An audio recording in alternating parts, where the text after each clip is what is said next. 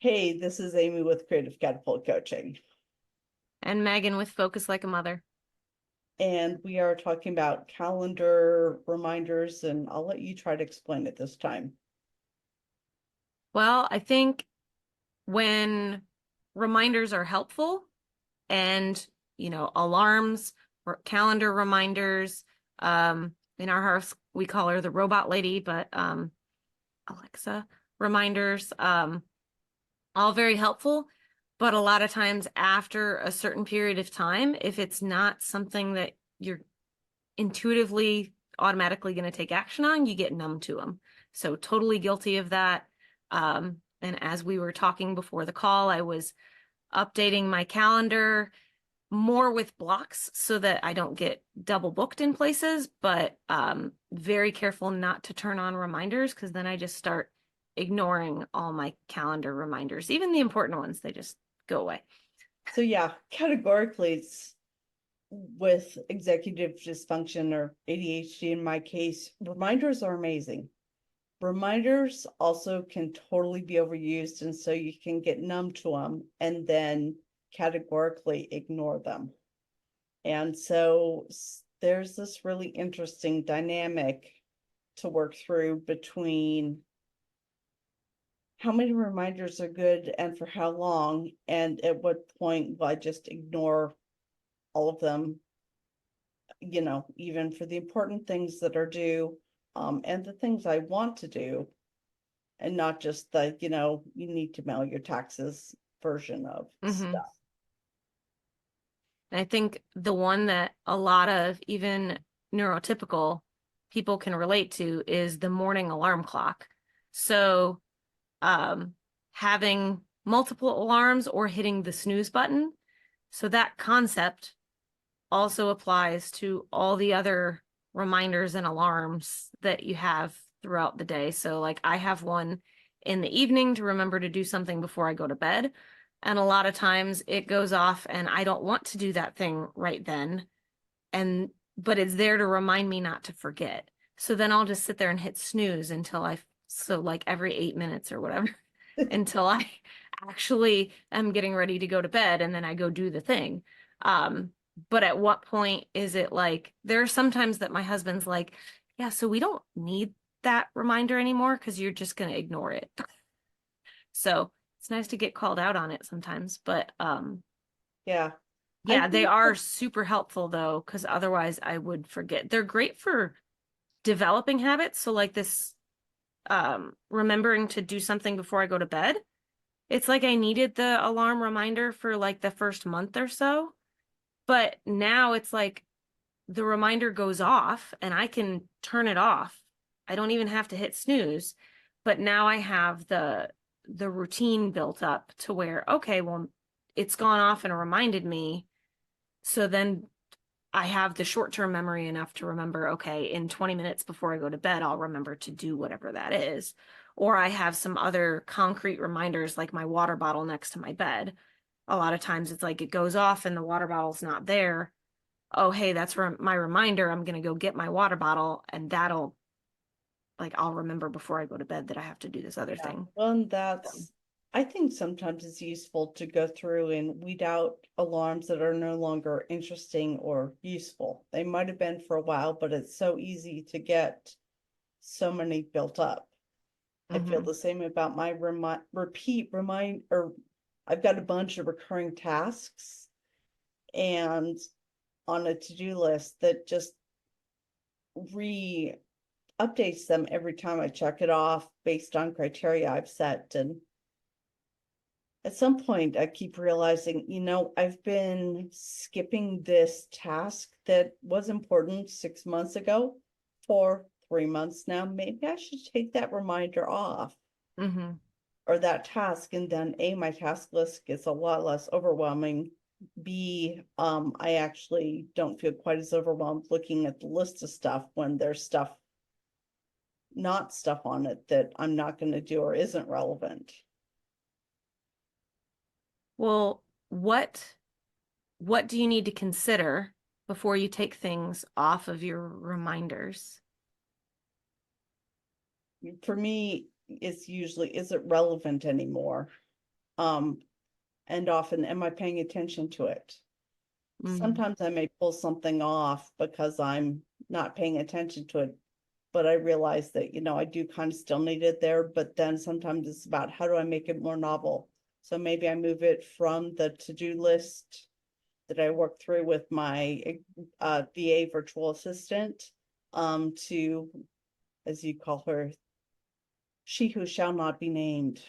Yes, yes. And No so problem. sometimes even just getting a reminder in a different format can spark some novelty to it again. And again, this is usually for things I need to do, like reorder prescriptions, that there's a couple that are not on recurring repeat for assorted reasons. Um, so Yeah, things it's that are important to do, but I've become numb to the original reminder. mm-hmm. Yeah, and there are other things um that I've got that I'll put out there as it's the best intentions, or I'm trying a new routine, and so I've got like little calendar reminders set up, like to also remind me of the structure that I want to put into my day. Like, oh, hey, remember to check your email, in the morning or whatever it is. Um, that I used to tend to ingrain those into my calendar, and then I would set up reminders, especially like my Google Calendar, because it would show me on the computer and on my phone and all of that.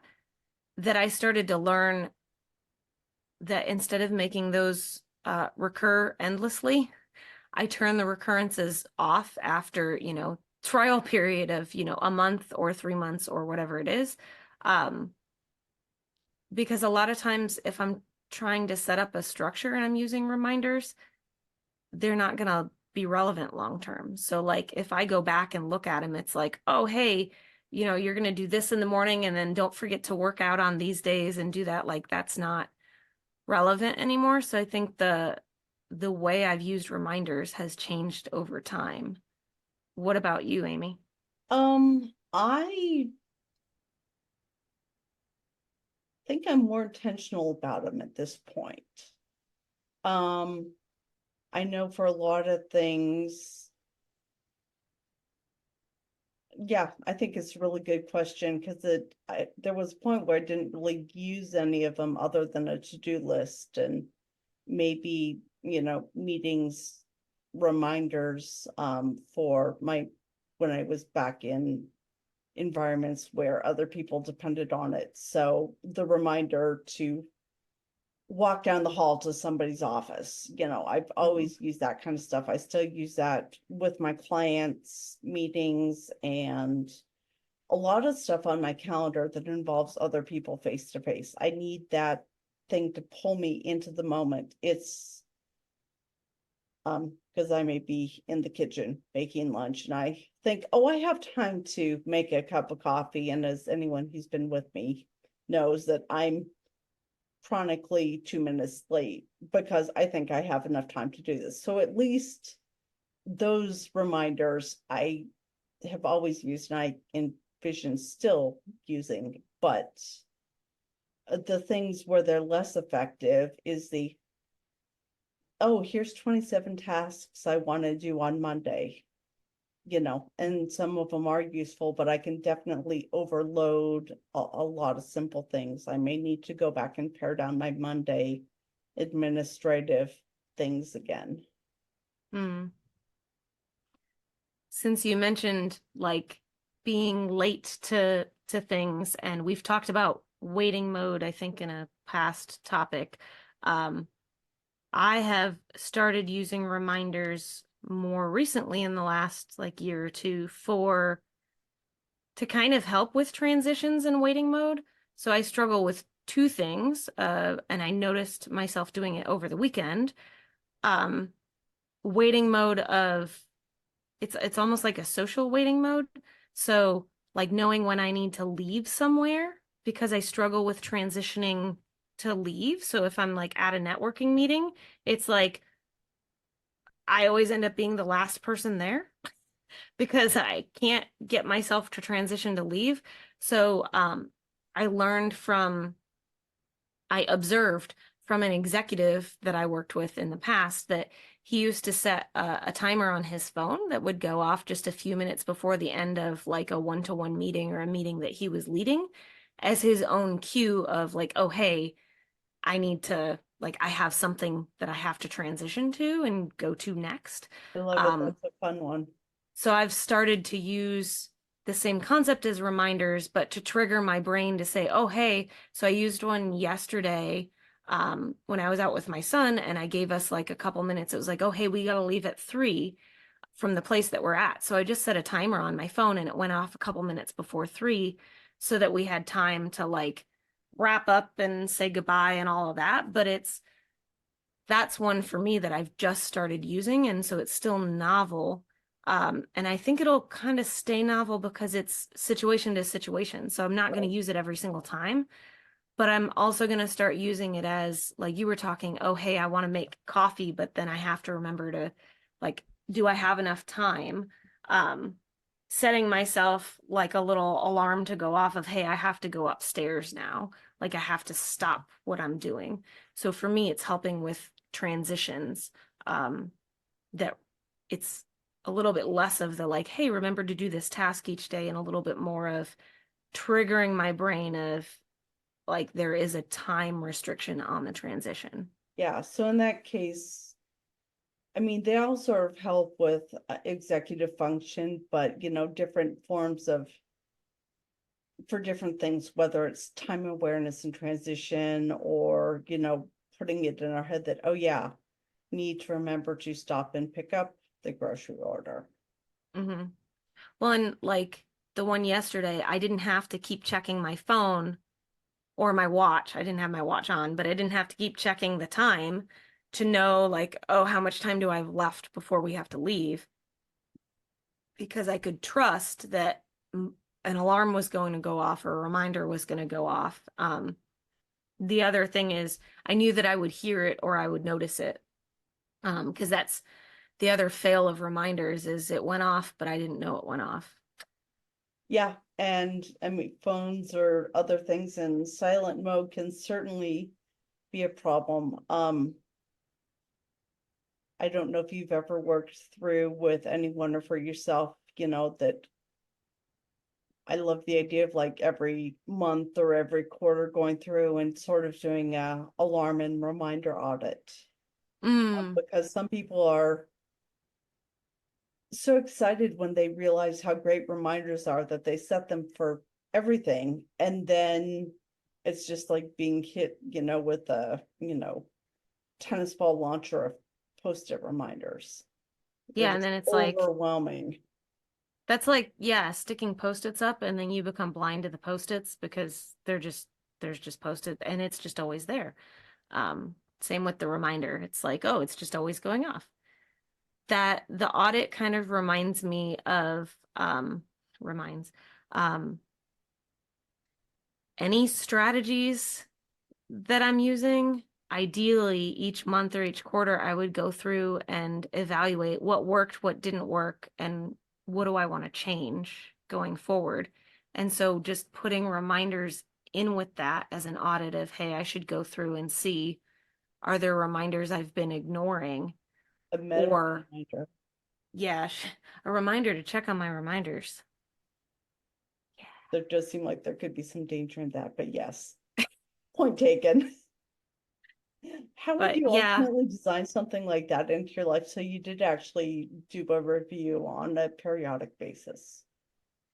I think for me, it would be something bigger than just looking at reminders. It would just be almost kind of like evaluating goals and progress for each month. So going into the bigger picture of um like what are my goals and my vision and then kind of reassessing it, but tying in all of my so one of my goals this year is to use more supports for myself. So we've since I've worked with you talking about like fidgets and other things, um, but I kind of need to tie using reminders in as a support and then evaluate it in in the grander scheme of things. If I just think about it like, oh, I have to sit down and look at my reminders every month, that's like saying I have to sit down and empty out my email inbox.